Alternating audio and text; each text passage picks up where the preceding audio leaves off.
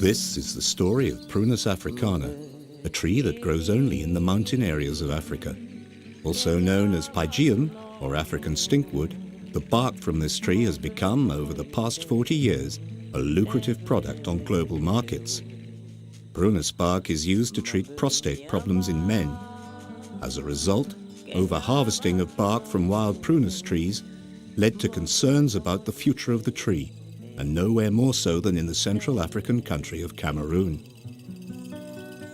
Overwhelming evidence that the bark harvest was highly unsustainable led the European Union in 2007 to ban the importation of bark harvested from prunus trees in Cameroon.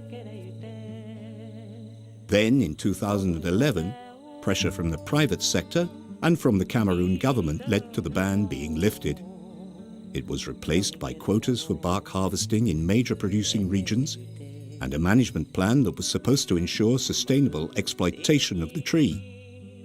But now scientists from the Center for International Forestry Research, or CIFOR, as well as their counterparts in a host of other organizations, are expressing strong concerns about this plan and the long-term sustainability of the wild prunus harvest.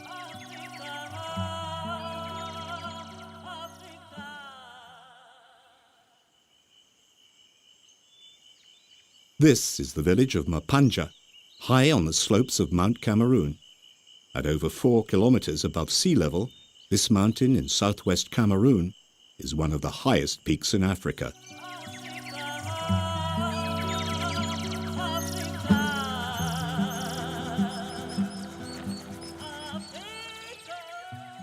It's with pride that these harvesters of the precious bark from wild prunus trees invite us into the forests around to show us how they work. Although they are primarily farmers, they have received training on bark harvesting.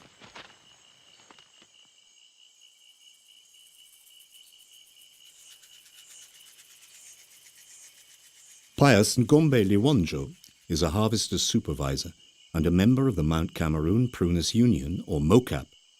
Before anyone is allowed to start collecting bark from a tree, he has to decide whether it is mature enough and certify that it has reached the dimensions laid out by national and international policymakers for bark harvesting. This means the trunk should have a diameter of at least 30 centimeters, and that the tree should show no sign of trauma or ill health. Harvesters are permitted to remove only 2 quarters that constitute not more than half of the bark up to the first branches.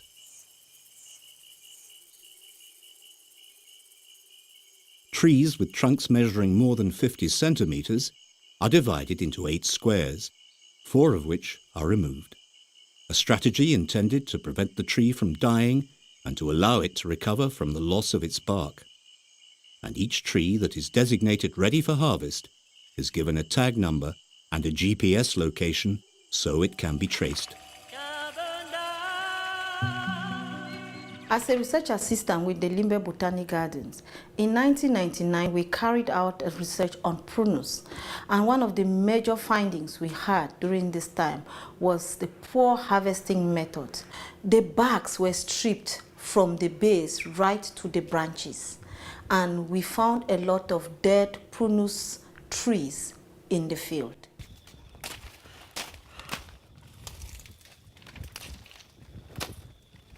The death of this tree is as a consequence of total debarking. So all the stakeholders around the Mount Cameroon regions are looking a way forward for the management of sustainable Prunus africana tree. A tree like this, Prunus africana, was felled down years ago by unsustainable harvesters due to unsustainable management of the resource.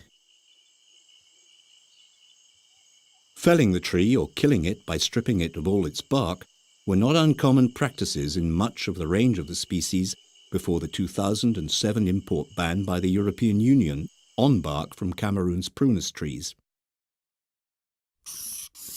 And these were practices that, had they continued, would surely and rapidly have led to the disappearance of the species. In recognition of this threat to prunus, in 1998 the International Union for the Conservation of Nature, or IUCN, put Prunus on its red list as a vulnerable species.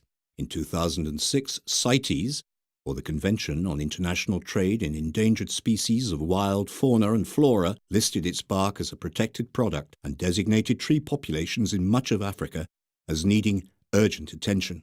This listing helped reduce the immediate threat to the tree, and it also increased public awareness of the problems posed by the international trade in Prunus bark. As a condition for the lifting of the ban from the European Union on importing Prunus bark from Cameroon, a host of additional measures were taken by the Cameroonian government that were intended to protect the tree. An inventory of the tree was undertaken, and it was on this basis that the authorities decided on a quota for how much Prunus bark Cameroon could export without a risk to the survival of the species. But after the bark exports resumed, scientists realized that the inventory was flawed and that the quota was based on an overestimation of the population of wild Prunus trees in Cameroon. The quota that we had been using as a working reference is not really realistic. The ongoing harvest of Prunus bark for export from Cameroon is almost exclusively from wild trees. And therein, according to the scientific community, lies the problem.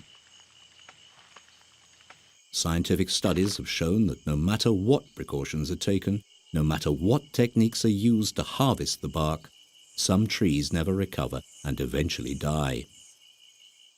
During the studies I did on Prunus africana some years ago, I realized that 60% of wild Prunus was overexploited. We know that to rely on the natural stock, with the information, the data we have now, which shows clearly that the natural stock is not really heavy enough to really support an economically viable venture.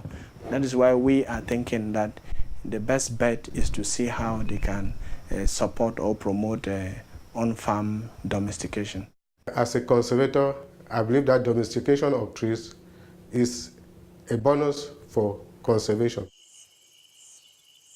Cuttings grow faster than seedlings. And in 12 years' time, the active ingredient is present in planted material. So if you combine this improved material with other food crop, definitely you have agroforestry, and you live on other products while waiting for your Prunus tree to start producing.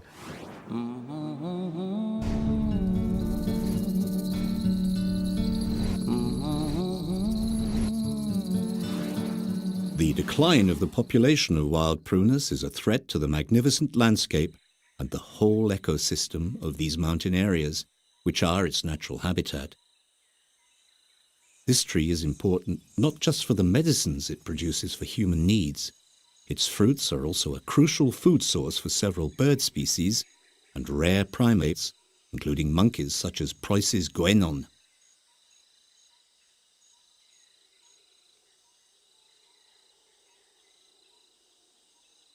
In the lofty heights of Cameroon's stunning mountainous regions that are home to Prunus africana, local populations have been gradually mastering and applying the techniques developed by scientists to domesticate and cultivate the tree on farmland. For years now, tree nurseries have been popping up all over, supported by dynamic farming unions and small groups of farmers. Here, on the ground, the building of local capacity and the transfer of technology are not mere slogans or notions, but tangible realities. Here in the center, we train farmers on vegetative propagation technologies. Grafting, marcotting, and rooting of cuttings.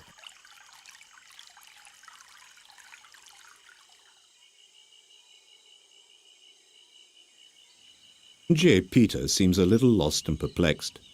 For 20 years, and with encouragement from several government organizations and NGOs, this farmer, now in his 60s, has cultivated Prunus africana. The trees are now mature and ready for their bark to be harvested. But Mr. J. is unable to sell the bark from his trees. He's blocked by the listing of the species by CITES, the organization that controls global trade in environmentally endangered fauna and flora.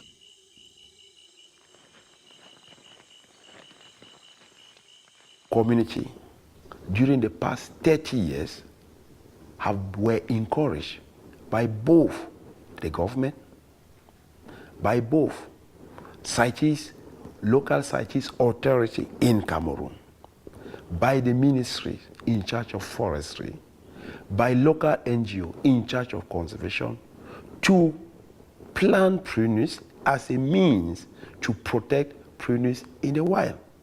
Now, 30 years after, they have trees that have arrived maturity. It's just normal that this community that has spent time giving out land to plant this particular species be rewarded. You can cultivate your prunus, but the problem is that we don't need to forget that wild population, what material are conserved in the forest. That's why CITES they are hesitating for what to do with cultivate Prunus africana. We are not able to make it beneficiary for the local communities to really sustainably harvest. We are risking that they might go back to other ways and means of harvesting the Prunus africana. We will fight. We are of the opinion that Prunus from farm should have an equal value and be commercialized at international level.